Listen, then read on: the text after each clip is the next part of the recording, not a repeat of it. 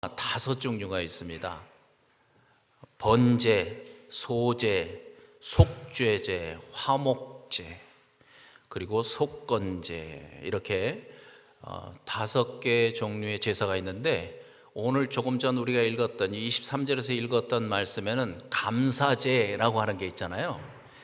그런데 감사의 제사라는 것은 사실은 제사의 종류에는 없습니다. 그런데 조금 전 우리가 읽은 말씀을 보니까 감사로 제사를 드리는 자가 나를 영화롭게 한다고 그렇게 말씀하시잖아요. 그리고 끝난 게 아니고 그런 자가 올바른 삶을 살게 된대요. 그리고 그런 자에게 하나님의 구원을 보이겠다고 약속하고 계시는 말씀이에요. 짧은 한 절 말씀이지만 그런 내용이 있었습니다. 그러니까 단지 동물을 제물로 드리고 또 곡물을 하나님께 제물로 드리는 것, 그것보다도 더 중요한 게 있다는 거예요. 그것보다도 더 중요한 것. 그건 뭐죠? 저 말씀 그대로 감사의 마음으로 제사를 드리는 것이 더 중요하다고 말씀하시는 거예요. 그런데 시편 전체를 다 읽지 못했지만 전체를 다 읽어보면요, 이렇게 감사의 마음으로 제사를 드리지 않는 것은 오히려 하나님을 욕되게 하는 것이라고 말씀하고 계십니다.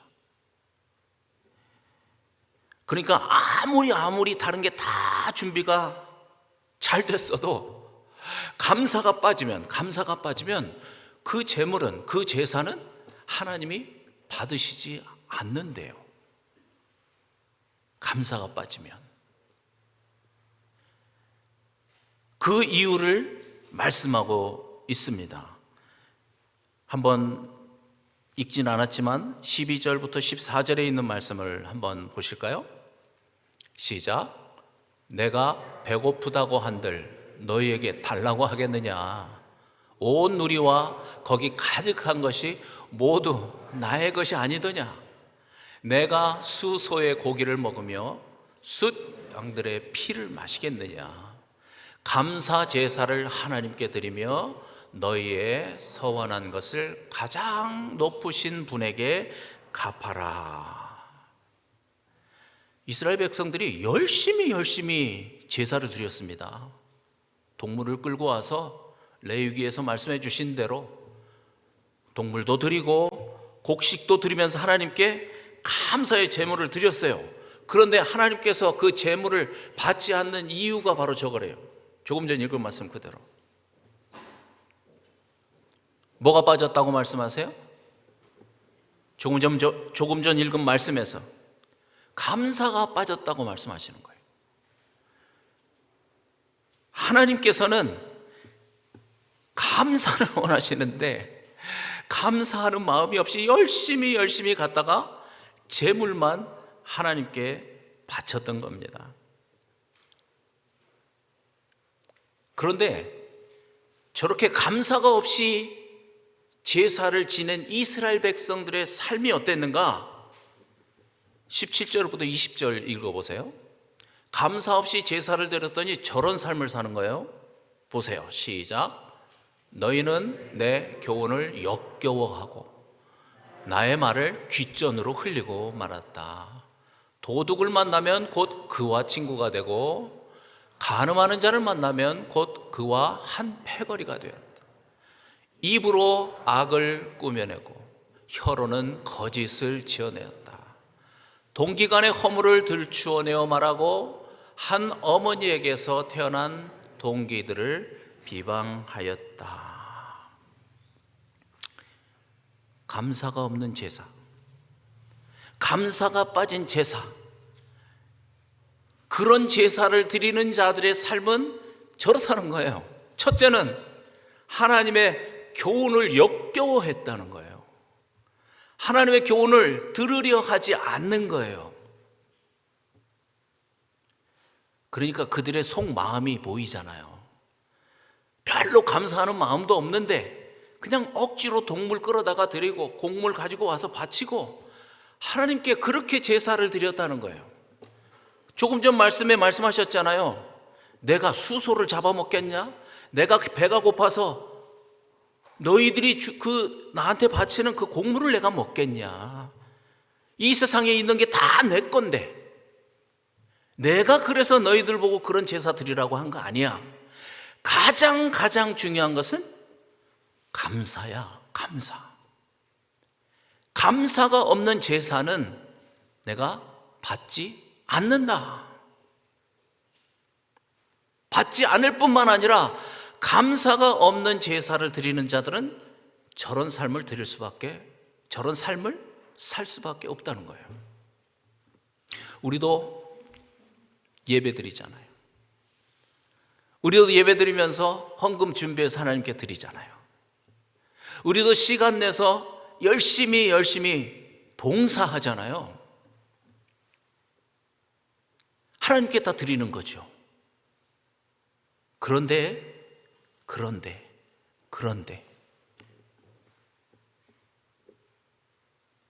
마음에 감사하는 마음이 없으면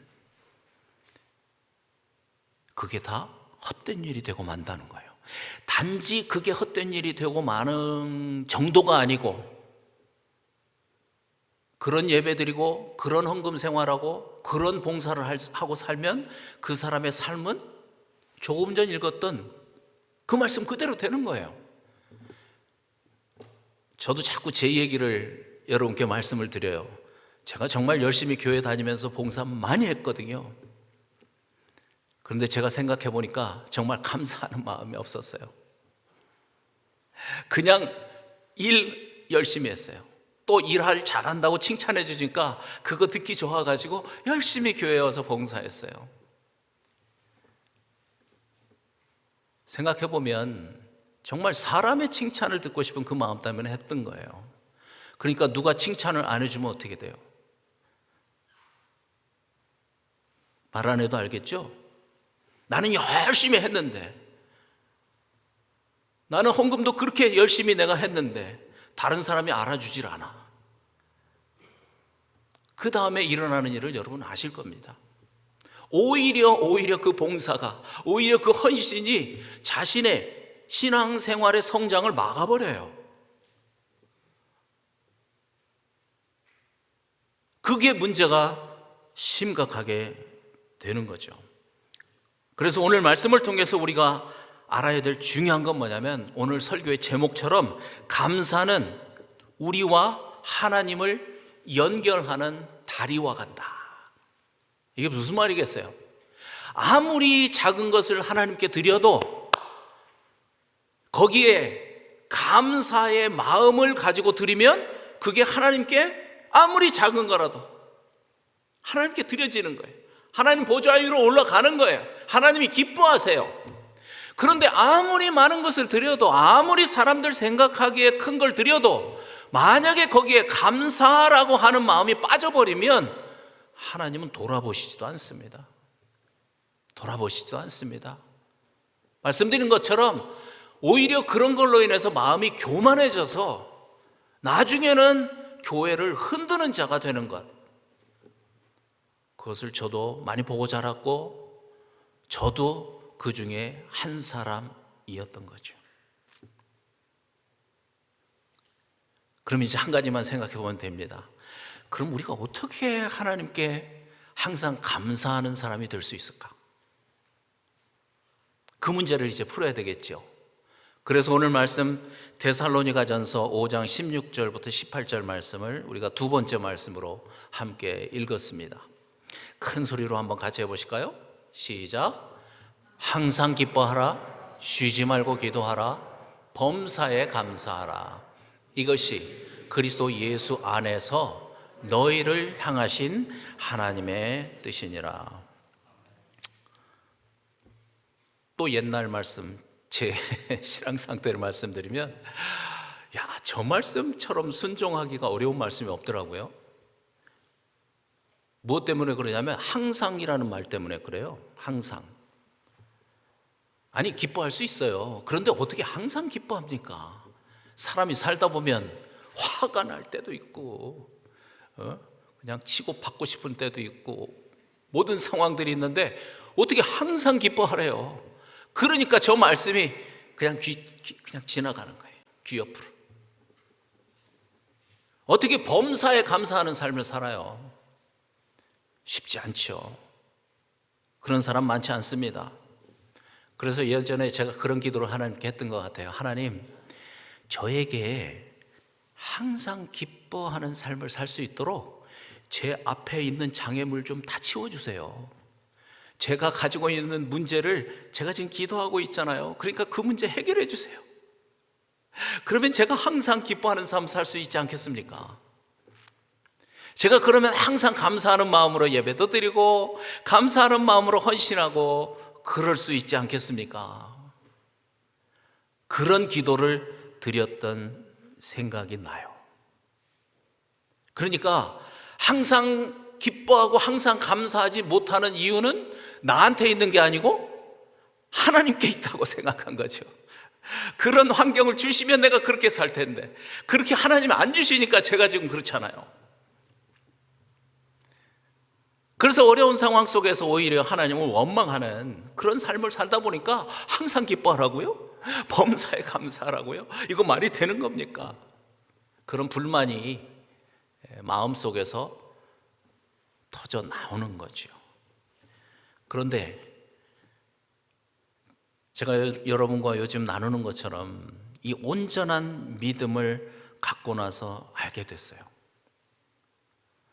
하나님께서 저렇게 항상 기뻐하라고 말씀을 하셨다면, 또 범사 모든 상황 속에서 감사하는 그런 삶을 살라고 명령을 하셨다면, 더구나 조금 전 읽은 말씀처럼 그것이 하나님 아버지의 뜻이라고 한다면 하나님께서 이미 항상 기뻐하고 범사에 감사할 수 있는 그런 환경을 나에게 주셨구나. 그걸 깨닫게 되었습니다. 하나님께서 이미 그런 환경을 주셨으니까 우리 보고 항상 기뻐하라고 말씀하신 거예요. 명령처럼.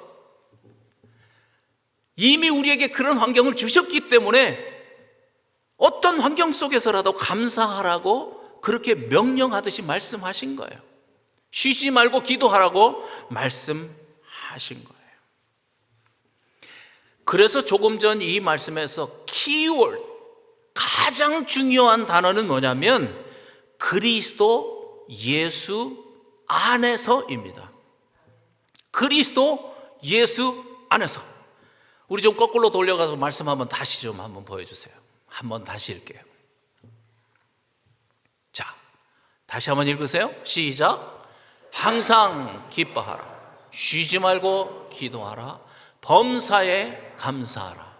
이것이 그리스도 예수 안에서 너희를 향하신 하나님의 뜻이니라.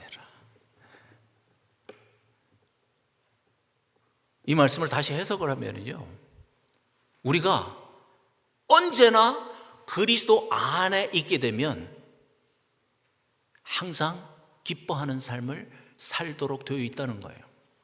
우리가 그리스도 안에 머물러 있으면 쉬지 않고 기도하는 그런 삶이 사라지는 거예요. 우리가 그리스도 안에 머물러 있으면 범사에 감사하는 그런 삶이 사라지는 거예요. 그러니까 가장 중요한 단어는 그리스도 예수 안에서라고 하는 말입니다. 그리스도 예수 안에서, in Christ. 제가 이 말 가지고 언제 또 설교를 한참 한 적이 있어요. 이 in Christ, 특별히 사도 바울의 서신서에 in Christ라는 말이 엄청나게 많이 나옵니다. 이제는 우리가 예수 그리스도 안에서 모든 것을 누릴 수 있도록 하나님께서 이미 다 해결해 놓으셨다는 것입니다. 여러분, 우리가 예수를 믿는다고 할 때 영어로 뭐라고 말하죠? 영어로 예수 믿는다 그럴 때 I believe가 아십니까? I believe Jesus. 뭐가 하나 빠졌죠? 뭐가 빠졌어요?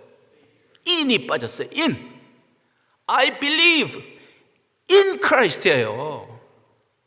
그러니까 예수를 믿는다는 것은 예수님 안으로 들어가는 거예요. 우리가 요즘 계속 말씀 나눴잖아요. 내가 그리스도 안으로 들어가고 그분이 내 안으로 들어오는 거죠. 그래서 한 생명이 되는 거예요. 이건 기가 막힌 하나님의 은혜거든요. 구약의 백성들은 도저히 알 수도 없었던 하나님께서 신약을 살고 있는 우리에게 예수 그리스도를 통해서 베풀어 주신 은혜와 사랑인 거예요. 어떻게 우리가 그분과 한 생명이 됩니까? 포도나무와 가지처럼. 이건 정말 말로 다 할 수 없는, 우리 아이들이 찬송 부른 것처럼 우리에게 만입이 있어도 다 감사할 수 없는 그런 은혜를 하나님께서 우리에게 베풀어 주신 겁니다. 이미. 그래서 오늘 추수감사절에 우리가 감사해야 될 것은 먼저는 내 모든 불행을 만들어내고 더러운 죄악을 만들어내는 그 옛사람과 함께 십자가에서 죽으시고 부활하셔서 우리의 주인이 되어주신 그 하나님의 은혜, 그 하나님의 사랑, 우리가 그분을 주인이라고 고백할 때 우리 안에 들어오셔서 우리와 함께 사시면서 우리의 모든 삶을 주관해 주시는 그 하나님의 은혜와 사랑에 먼저 감사하는 자가 되어야 합니다. 이것이 우리의 감사의 뿌리가 되어야 합니다. 뿌리. 이것이 우리의 최고의 감사가 되어야 되는 것이죠. 그래서 이미 우리가 찬송 많이 불렀잖아요. 저는 찬송 부르면서 내 설교가 저 안에 다 들어가 있구나, 그러면서 찬송을 불렀어요.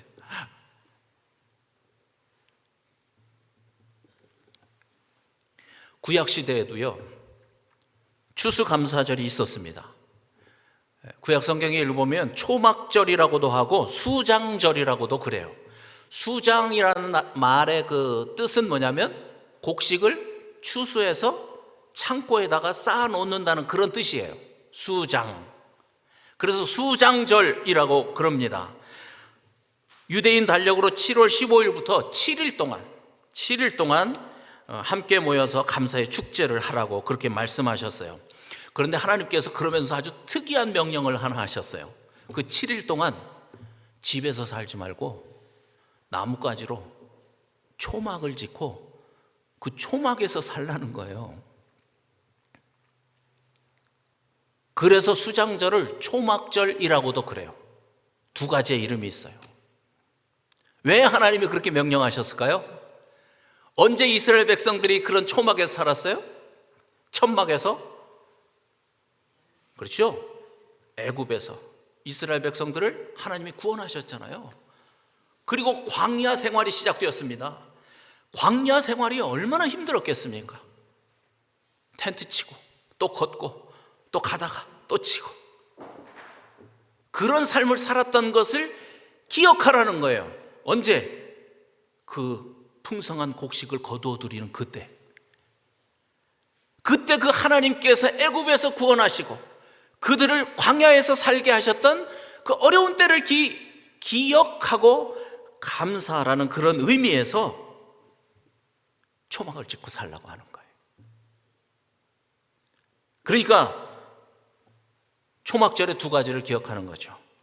하나님의 구원을 기억하는 거고, 또 하나는 가나안 땅을 허락하셔서 풍성한 곡식을 주신 것을 감사하는 것이죠. 이스라엘 백성들의 감사절에 이 두 가지를 기억하라고 말씀하신 것입니다. 여러분, 우리도 마찬가지입니다. 앞에서 말씀드린 것처럼 그리스도를 통해서 우리에게 베풀어 주신 그 구원, 그 온전한 복음으로 지금 우리와 함께 살고 계시는, 우리 안에 들어와서 함께 살고 계시는 그 하나님의 은혜와 사랑에 감사하는, 첫째는 그 은혜에 감사하는 자가 되어야 하는 것입니다. 왜냐하면 그리스도와 이렇게 연합된 자는요, 이미 모든 것을 가진 자이기 때문에 그렇습니다. 그래서 우리는 고린도전서 6장 9절에서부터 10절까지 말씀을 많이 했습니다. 우리 다시 한번 오늘 감사절에 이 말씀의 의미를 생각하면서 큰 소리로 한번 읽겠습니다. 시작. 무명한 자 같으나 유명한 자요, 죽은 자 같으나 보라 내가 살아있고, 징계를 받은 자 같으나 죽임을 당하지 아니하고, 근심하는 자 같으나 항상 기뻐하고, 가난한 자 같으나 많은 사람을 부요하게 하고, 아무것도 없는 자 같으나 모든 것을 가진 자로다. 아멘, 아멘. 그리스도와 연합된 자들은요, 그리스도를 품은 자들은 조금 전 읽은 말씀처럼 아무것도 없는 것 같지만 실제로는 모든 것을 가진 자들입니다. 그리스도를 가졌기 때문에. 그런데 반대로 다른 것은 다 가진 것 같아요. 그런데 그 안에 만약에 그리스도가 없다면 그는 아무것도 가진 자가 아닙니다. 저 말씀에 그런 의미를 가지고 있는 겁니다. 그래서 우리가 하나님께 범사에 감사하는 자가 되려고 하면은요, 내 손에 가지고 있는 것을 보지 말고 내 안에 지금 들어와서 살고 계시는 예수 그리스도를 믿고 그분을 봐야 합니다. 무슨 말인지 이해가 되시죠? 그 눈이 열리지 않으면 아무리 많은 것을 가져도 만족이 없죠. 아무리 높아져도 만족이 없죠. 더 가져야 하고 더 높아져야 합니다. 그러다가 나이 들어 죽죠. 잘 아시는 것처럼 빈손으로 가는 거죠. 빈손으로. 이제는 분명히 하나님께서 우리에게 그걸 깨닫게 하신 거죠. 그래서 만약에 내가 가진 뭘 가졌나 이걸 보면은요, 범사에 감사는 불가능합니다. 항상 감사하는 삶을 사는 것은 불가능합니다. 물론 하나님께서 내 손에 주신 것, 그것을 인해서도 하나님께 감사해야 합니다. 찬송 부른 것처럼 우리에게 하나님께서 먹을 것도 주셨고, 그죠? 입을 것도 주셨고, 직업도 주셨고, 또 좋은 가정도 주신 것 감사해야죠. 감사해야 됩니다. 그러나 만약에 그것만 우리가 본다면 우리는 범사에 감사하는 자가 될 수 없는 거죠. All circumstances, 모든 상황 속에서 감사하는 자는 될 수 없습니다. 그러나 우리가 지금 몇 주 동안 말씀을 나눈 것처럼 그리스도께서 지금 내 안에 들어와 살고 계신다. 그분이 지금 나와 함께 살고 계신다. 그것이 딱 확증되는 순간, 그것이 분명해질 때 우리는 범사에 감사하는 자가 되어지는 것입니다. 왜 그럴까요? 이 말씀만 하나 더 나누겠습니다. 빌립보서 4장 13절에 있는 말씀 여러분도 잘 아시죠? 같이 한번 큰 소리로 하시고 아멘 하세요. 시작. 내게 능력 주시는 자 안에서 내가 모든 것을 할 수 있느니라. 아멘. 우리 교회에서는 제가 저 말씀 드렸는데요, 저 말씀을 오해하고 있는 사람들 참 많아요. 저 말씀도 많이 액자에다 써서 붙여놨잖아요. 내가 지금 실패했지만 하나님이 능력 주시는 자 안에서 모든 걸 할 수 있다고 그러니까 내가 곧 성공하게 될 거야. 내가 지금 고난 중에 있지만 하나님께서 능력 주시는 자에서 나를 건져내실 거야. 그런 말씀이 아니라고 그랬어요. 그런 말씀이 아니에요. 저 말씀의 뜻은 뭐냐면, 내가 만약에 지금 부자이고 능력 있는 자라면 하나님께서 나를 겸손하게 만들어 주십니다. 그 교만 때문에 넘어지지 않도록 내 안에 계시는 그 주님이 나를 그렇게 붙들어 주시는 겁니다. 설사 내가 무슨 일을 하다가 실패해서 지금 고난 중에 있다 하더라도 그 고난을 견딜 수 있는 인내를 우리에게 하나님이 주시는 겁니다. 내 안에 계시는 그분이 그 인내를 참을 수 있는 능력을 주시는 것입니다. 그래서 실패했어도 지금 만약에 고난 중에 있다 하더라도 그것 때문에 기죽지 않고 그것 때문에 걱정이나 근심하지 않고 내 안에 계시는 그분이 그것을 견딜 수 있도록 힘을 허락하여 주시고 하나님의 때에 하나님께서 그 일을 통해서 최선의 일로 이루어 주시는 거죠. 그래서 여러분, 내게 능력 주시는 자 안에서 열심히 공부해야 합니다. 내게 능력 주시는 자 안에서 열심히 직장 생활해야 합니다. 내게 능력 주시는 자 안에서 자녀들을 키워야 합니다. 그랬을 때 하나님께서 최선의 것으로 하나님께서 그래서 그렇게 하셨구나. 그렇게 감사하면서 어떤 상황이 오더라도 감사하는 삶을 사는 거예요. 그래서 딱 머릿속으로 알아져요. 지나온 삶도 하나님께서 내게 능력 주시는 자가 내 안에서 내 삶을 인도해 주셨기 때문에 앞으로 내가 살아갈 그 삶도 내 안에 지금 살고 계시는 내게 능력 주시는 그분이 나를 인도해 주시겠구나. 이 믿음이 생기니까 내가 어떤 상황에 있더라도 하나님께 감사하는 그런 삶을 살아낼 수 있는 것입니다. 그래서 범사에 감사하는 자가 되는 것이고요.